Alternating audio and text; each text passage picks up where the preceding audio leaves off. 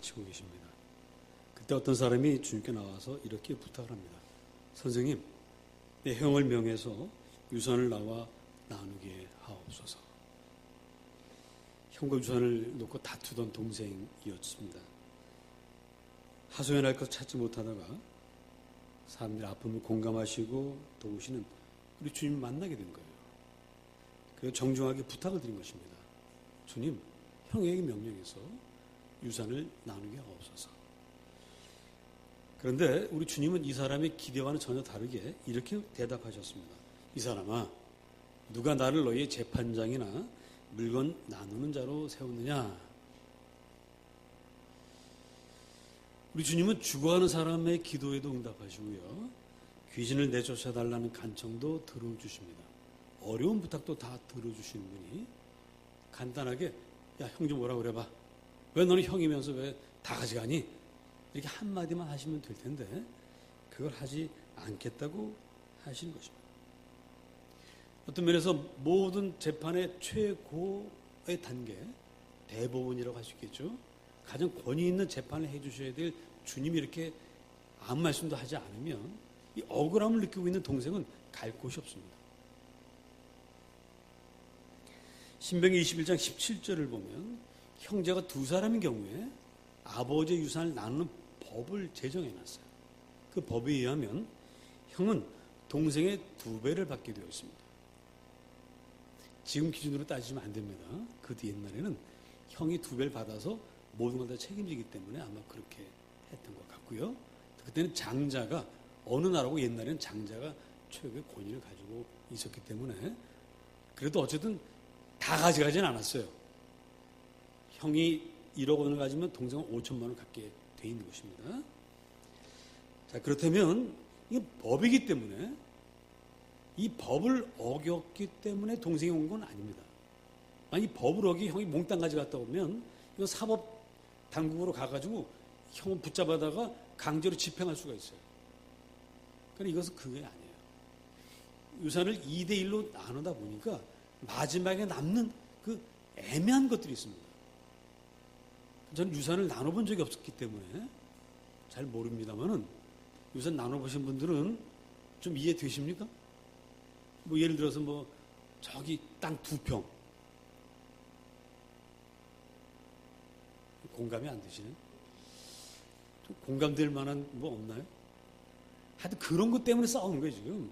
나머지 작은 거 이게 누군가 나누는 게 참 애매하고 누군가 양보해버리면 깨끗하게 끝나는데 이걸 끝까지 나누려고 하니까 싸움이 나고 분쟁이 일어나는데 지금 그런 상황이에요. 형이 유산을 주지 않는다는 말은 지금 그런 상황을 말하고 있는 것입니다. 우리 주님은 억울한 사람들의 사정을 외면하지 않습니다. 그렇기 때문에 오늘도 여기 개입을 하셔야 되는데 주님은 지금 이 억울한 동생의 문제에 개입하지 않겠다는 것이 아니라 근본적인 해결책을 주시겠다는 거예요. 다시 말하면 자, 이 짜투리 얼마 되지 않는 거 서로 양보 안 하는 것 때문에 싸우는 이 사람들이 이거 분쟁을 해결해 주면 또 몇 년 후에 형제들이 몰랐던 아버지 유산이 어디서 발견되기도 합니다. 그때 가서 또 주님이 개입을 하셔야 돼요. 그런 일을 없애기 위해서 아예 근본적인 해결책을 주십니다. 그게 뭐죠? 다 같이 한번 읽어봅시다. 15절 읽습니다. 그들에게 이르시되 시작.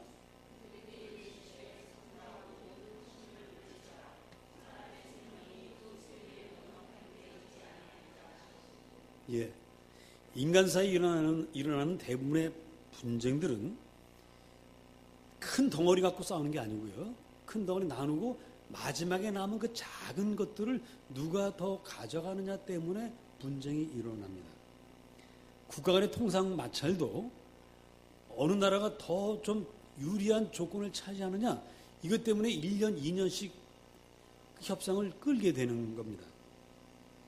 바로 이 마음, 남보다 조금이라도 더 가지려고 하는 이 마음이 바로 탐심인데 이 탐심이 왜 문제가 되냐면 이 탐심이 한번 발동하기 시작하면 끝이 없어요. 탐심에는 이 제한선이 없습니다. 끝없이 마치 암덩어리처럼 무조건 커지려고 하는 것이 탐심이에요. 그래서 주님께서 탐심을 조심하라고 말씀하십니다. 지구촌의 모든 불행은 바로 이 탐심에서 오는 거예요. 이 탐심은 어떤 특별한 사람들만 갖는 것이 아닙니다. 누구에게나 다 탐심이 있습니다. 저에게도 탐심이 있어요, 없어요? 없습니다. 라고 저는 믿고 싶은데 저도 있더라고요. 저도 있어요. 누구나 다 있습니다. 기회가 없어서 그렇지 기회만 있으면 탐심을 부리고 싶은 것이 우리 사람이에요. 아이고 하루 세끼 먹고 살기도 바쁜데 탐심 부릴 사이가 어디 있습니까? 라고 하는데 그런 분들에게도 사실은 무의식 중에 탐심이 있습니다. 그리고 이런 분들에게는 탐심보다는 열심이 있죠. 열심히 일을 해서 가족을 먹여 살려야 한다. 그런 생각을 갖고 있습니다. 그래서 이런 분들이 한 푼이라도 더 벌려고 일하는 거 이건 탐심이 아니에요. 열심이라고 말할 수 있죠. 그래서 어떤 분들 낮에 회사에서 일하고 밤에 또 뭐 대리운전이라든가 뭐 이런 여러 가지 투잡 뭐 이런 거 하시는 분들은 탐심이라고 하기보다는 살아남기 위한 열심이라고 말할 수 있습니다. 성경은 이런 걸 탐심이라고 말하지 않아요. 탐심은 내가 예상했던 것보다 훨씬 아주 많이 벌었을 때 그때 발동하기 시작합니다. 한 부자가 있었습니다. 한해 농사를 짓고 나니까 밭에 소출이 나오는데 평년에 비해서 한 서너 배가 나오는 거예요. 깜짝 놀랐습니다. 평년 같으면 늘 있던 고가에 대해서 쌓아놓고 아유 올해도 농사 잘 졌네. 아유 감사하다. 아유 우리 형제들 다 모이십시다. 우리 농사 잘 졌으니 우리 오늘 하루 잔치합시다. 이러고 끝날 일인데 평년에 3배, 4배, 5배를 얻었습니다. 자 이러면 창고에 다 들어가야 안 들어가요? 들어갈 수가 없죠. 그래서 이 부자가 이거 어떡하나 생각하다가 곡간을 헐고요. 새로 아주 크게 졌어요. 그리고 거기에다가 평년에 서너 배 되는 소출들을 다 갖다 쌓아놨습니다. 너무 행복해요. 내 영혼아 기뻐하자. 여러에 쓸 물건을 가득 쌓아뒀으니 이제 먹고 마시고 즐거워하자. 이렇게 말을 했습니다. 자, 여러분 생각하실 때 이 부자에게 어떤 문제가 있습니까? 사실 문제가 없습니다. 이 사람 남의 것을 훔쳐온 게 아닙니다. 약한 사람들 착취한 것도 아니에요. 그냥 열심히 농사를 지은 것뿐입니다. 그러다 자기도 생각지도 못했던 복을 한꺼번에 많이 받은 거예요. 놀라운 거죠. 해마다 나오던 거에 서너 배가 나왔으니까 이건 놀라운 겁니다. 뭐 120%, 130% 소출이 아니라 400배, 500배, 500%의 소출을 했으니까 이건 뭐 기막힌 축복입니다. 그렇기 때문에 이 사람은 이것을 참 먹고 마시고 즐거워할 자격이 분명히 있습니다.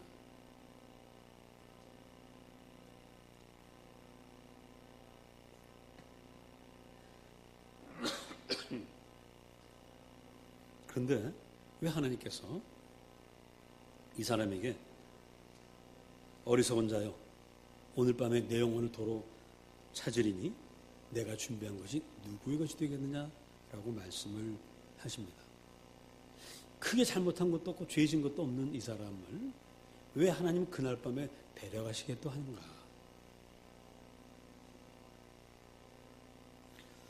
여러분 모든 사람들은 나와 가족을 위해서 나와 함께하는 이들을 위해서 곡간을 채우고 먹여 살릴 의무가 있습니다. 그것은 또한 기쁨이기도 합니다.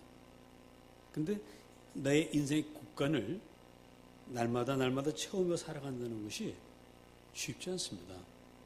아주 열심히 일을 해야 되고요. 어떤 때는 온갖 고생을 해야 할 때도 있습니다.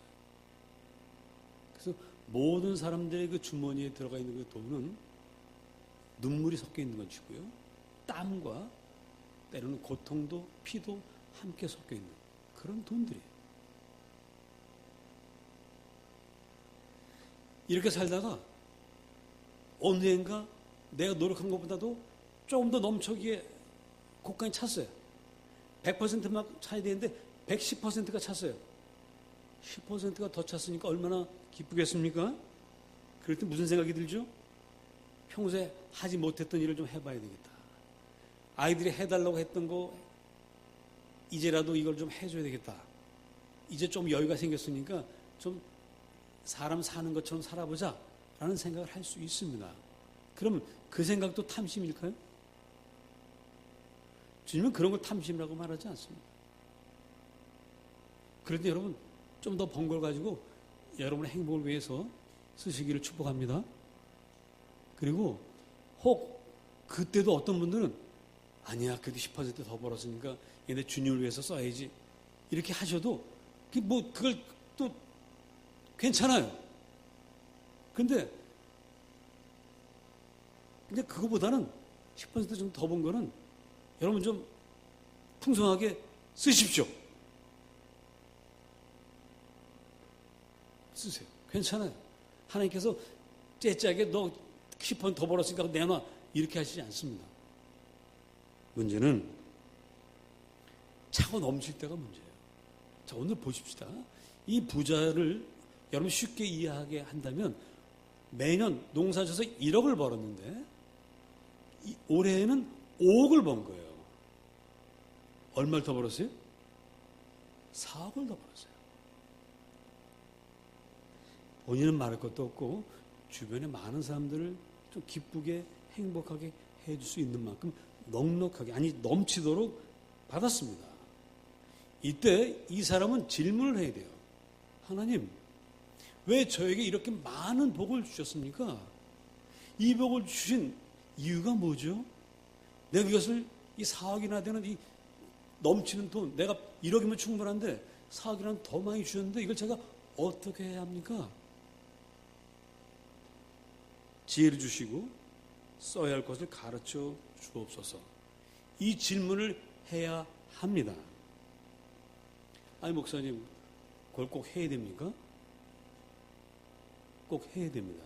왜냐하면 농사는 누가 짓죠? 그렇죠. 농부가 씨를 뿌리고 잡초를 메고 거름을 주고 열심히 합니다마는 하나님이 도와주지 않으면 아무 소용없어요. 비가 제때 내려주지 않으면 안전합니다. 계속 이 가뭄이면 다 죽어버려요. 결국 하나님 하셔요. 더군다나 평년작도 아니고 평년보다 한 4배, 5배로 이렇게 크게 되려면 정말 하나님께서 어마어마한 기후와 여러 가지를 도와주셔야만 그렇게 열매를 거둘 수 있는 거예요. 그러므로 이 부자의 이 많은 재물은 하나님께서 특별한 목적을 가지고 맡기신 겁니다. 이 사람이 재주로, 이 사람의 능력으로 벌어들인 것이 아니라 하나님께서 맡겨주신 거예요. 그렇기 때문에 이것은 축복이지만 동시에 책임입니다. 내 멋대로 허랑방탕하게 쓸 수 없는 귀한 것입니다. 우리 나우리 성도들 모두 이 부자처럼 재물의 복을 넘치도록 받기를 축복합니다. 그리고 여러분 질문하십시오. 주님, 저 이렇게 많은 재물을 맡겨주신 이유를 가르쳐 주십시오.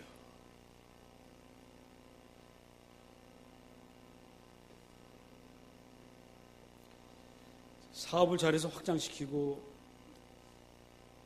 세계적인 기업을 만들고 이런 의욕을 갖는 거 참 귀합니다. 여러분들이 혹 해외 나가 기회가 있으시면 그 해외에서 다니는 그 자동차들 미제, 독일제 차들이 막 다니는 중에 무슨 차가 다녀요? 현대, 기아 이런 차들 다니는 걸 보면 기분이 어때요? 좋아요. 또 어느 큰 도시에 가는데 큰 광고판들 많이 붙어 있죠? 거기 뭐가 붙어 있어요? 나우리, LG, 삼성 이런 거 붙어 있는 거 보면 뿌듯합니다. 뿌듯해요. 그러니까 정말 세계적인 기업들이 나와서 그렇게 하는 거 매우 훌륭하고 귀한 것입니다. 그런데 그 사업의 방향이 문제예요. 그 돈 버는 방향이 문제입니다. 오늘 이 부자 보십시오. 이 부자는 돈을 많이 벌었는데 모든 방향이 자기에게 쏠려 있어요. 자, 보십시오. 17절 보십시다. 17절. 나라는 말이 몇 번 나오는지 한번 세보겠습니다. 17절부터 19절까지 쭉 읽어나가면서 여러분들 나, 내 이런 단어가 몇 번 나오는지 한번 찾아보세요. 17절부터 시작.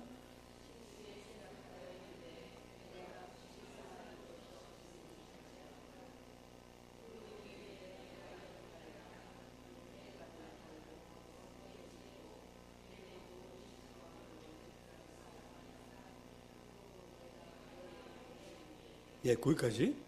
나, 내 몇 번 나왔어요? 6번 나왔어요. 우리가 보통 말할 때 나 이런 말 잘 안 쓰잖아요. 이 사람은 6번이에요. 모든 관심은 나밖에 없어요.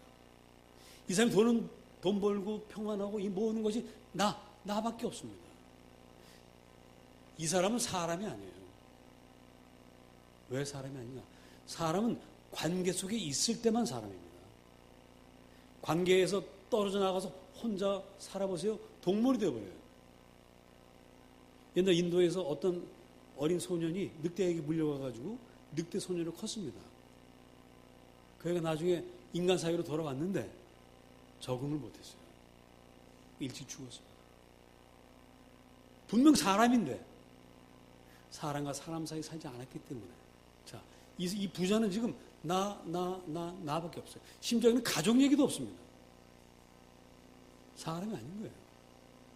모든 부를 추구하는 목적, 여러분들이 권세를 가지려는 목적, 인기를 가지려는 목적, 학문하려는 목적이 뭐고 오로지 내 영광, 내 인기, 나 하면 사람이 아니에요. 그 방향으로 하는 건 그 사람을 멸망시키는 것이고 주변 모든 사람들도 함께 망합니다.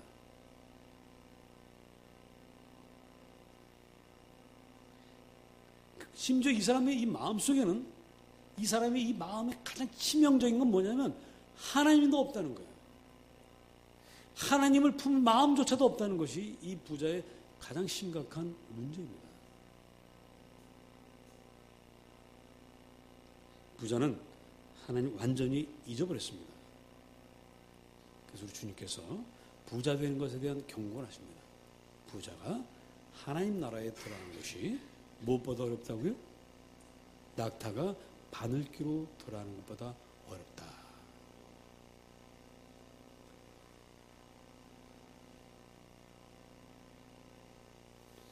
여러분, 그러면 부자 되기를 우리가 포기해야 합니까?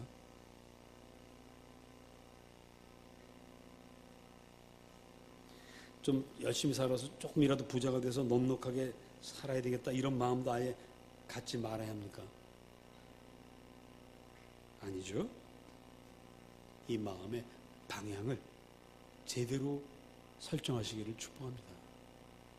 내가 부자가 되고 권세를 갖고 연구를 하고 이 모든 것의 방향은 하나님 당신께 있습니다. 이 방향을 딱 잡고 계세요. 근데 사람들이 처음에 다 이 방향으로 시작하는데요. 가다 보면은 엉뚱한 데로 갑니다. 왜 그렇습니까? 주님을 향한 우리의 눈을 놓치면 그래요. 여러분들 매주일 교회 나와서 꼭 예배를 드려야 하는 까닭이 바로 주님을 향한 방향을 다시 한번 확인하는 거예요. 내가 정말 이 방향을 향해서 제대로 가고 있는가를 보는 것입니다. 이 방향을 놓치면 완전 이상한 데로 가는 게 인생입니다. 제가 자주 예화를 드는 것입니다. 옛날 우리가 학교 다닐 때 운동장에서 금을 긋고 경기를 하게 되면 주전자를 들고 옵니다. 주전자에 물을 잔뜩 넣고는 물을 운동장에 뿌리죠. 쫙 뿌립니다. 저기까지 가서 바로 뿌려야 되는데 어떻게 뿌려야 되죠? 땅만 보고 갑니까? 땅은 절대 안 봅니다. 저쪽 깃발, 국회 해양대를 보면서 쫙 가면 똑바로 그어져요. 땅만 보고 가면 삐뚤빼뚤합니다. 열심히 돈만 벌지 마시고 일주일에 한 번씩 꼭 주님 앞에 나와서 예배하시면서 내가 제대로 된 방향으로 가고 있는가 확인하시기를 축복합니다. 그러면 어떻게 그 방향을 설정해야 되느냐? 우리 21절 다 같이 읽어보십니다. 21절 시작.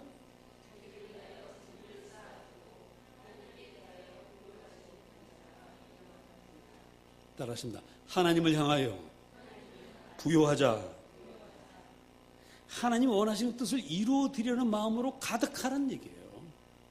그러면 부자가 돼도 타락하지 않고요. 그렇게 살 수 있다. 그러니까 하나님께 부요한 것이 뭘까요? 우리는 흔히 하나님께 부요하다 그러면 아이고 헌금 많이 하라는 얘기구나. 아이고 봉사 많이 하라는 얘기구나. 물론 그것도 맞습니다. 열심히 헌금하고 열심히 봉사하는 것도 하나님께 부요한 게 맞아요. 그런데 하나님 정말 더 기뻐하시는 부요함은 그런 게 아니에요.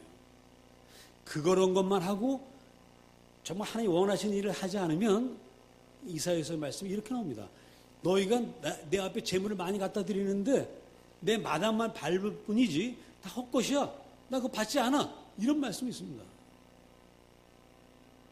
재물을 드려도 정말 신앙이 담긴 하나님을 사랑하는 마음, 하나님께 부요한 마음이 같이 있어야만 의미 있는 재물이 되는 거예요. 그러면 하나님 앞에 정말 의미 있는 재물, 하나님께 부요한 마음이 뭘까?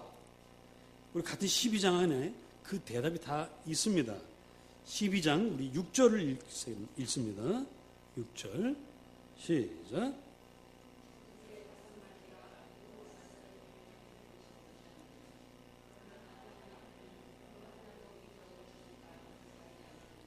예, 참새도 이 싸구리 정말 싸디싼 이 참새도 하나님의 뜻이 아니면 어떻게 할 수 없는. 그래서 하나님도 이 참새를 잊어버리지 않고 계시는데, 자 7절입니다. 시작. 너희에게는 심지어 머리털까지도 다 세신 바 되었나니 두려워하지 말라. 너희는 많은 참새보다 더 귀하니라. 사람은 참새도 이렇게 귀하게 여기시는데 사람은 어느 정도냐? 우리 머리털까지도 세신다는 거예요. 그러니까 우리가 하나님 우리를 어느 정도로 사랑하시냐면 머리털까지 다 세 가시면서 우리를 사랑하시고 관리하신다는 거예요. 하나님께 부여하다는 건 뭐냐? 사람을 흑인이든 백인이든 불교인이든 이슬람이든 기독교인이든 어떤 사람이든 하나님 형상대로 지음받은 사람이라면 하나님께서 그 한 영혼을 온 천하보다 귀하게 여기고 있다는 사실을 믿는 거예요. 그리고 그런 마음으로 그 사람을 대하는 겁니다. 비록 그 사람이 범죄를 저질렀다 할지라도 사람이기 때문에 그게 하나님 앞에 부유한 거예요. 오늘 이 지구촌 수많은 전쟁과 테러와 이 불행이 다 어디서 나옵니까? 사람을 사람으로 여기질 않아요. 개인과 개인이 만났을 때는 그래도 사람으로 여기는데 나라와 나라가 부딪히면 사람을 숫자로밖에 안 봅니다. 몇 명이 죽었으면 숫자 몇 명이 죽었다고만 나오지 그 몇 명 속에 있는 그 한 사람 한 사람의 이름을 그 한 사람의 죽음 때문에 슬퍼하는 그 가족들의 아픔을 몰라요. 그래서 이런 불행이 계속 벌어지는 거예요. 사드니 무슨 미사일이니 핵무기니 왜 만들어야 됩니까? 그거 다 폐기하고 그거 만들 돈이면 온 인류가 다 먹고 살아요. 이게 탐심입니다. 이게 죄입니다. 사람을 귀하게 여기지 않고 내 이익을 위해서, 내 탐욕을 위해서, 내 권력을 위해서 수단으로 이용하고 나만 하나님이고 사람이고 아무도 없이 나만 하는 이 사람들 때문에 이 탐심 때문에 사실 그 사람들도 불쌍합니다. 그 탐심의 노예가 되어 있기 때문에 저는 그런 사람들을 미워하는 것이 아닙니다. 그 사람들을 죄인 되게 만드는 탐심을 미워합니다. 저 여러분도 그 탐심을 미워해야 합니다. 그리고 한 사람 한 사람을 정말 귀하게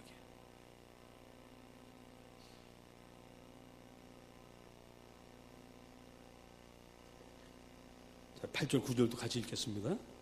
8절과 9절 시작.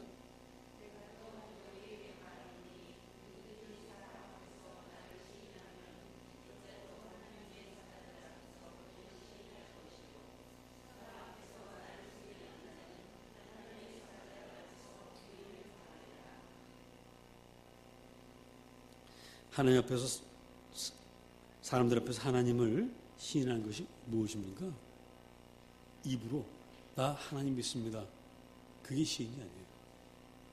입으로 시인하고 행동으로, 실천으로 살아야 그게 참 하나님을 시인하는 거예요. 여러분, 세상 사람들은 전쟁이 승리하기 위해서 몇 사람이 희생당하는 거 어쩔 수 없다라고 말할 수 있습니다. 세상은 나라가 부자가 되기 위해서 몇몇 사람은 희생당할 수도 있다라고 말할 수 있습니다. 세상은 그렇게 말할 수 있어요. 그러나 우리 하나님의 사람은 그렇게 말해서는 안 됩니다. 우리는 그 한 사람의 희생 앞에서 슬퍼하고 아파하고 공감해야 됩니다. 우리 사람을 숫자로 헤아려서는 안 됩니다. 우리 그리스도인들은 모든 사람을 그 사람의 이름으로 기억하고 하나님이 그 사람의 머리털까지 세면서 그 한 사람의 구원을 위해서 당신이 이 땅에 오셔서 십자가에서 피 흘려 돌아가셨다는 사실을 우린 기억하고 한 영혼을 위해서 기도하고 품고 사랑해야 합니다. 그게 하나님 앞에 부요한 거예요. 그 마음이 있을 때 이 세상에 비로소 평화가 찾아옵니다. 기도하겠습니다.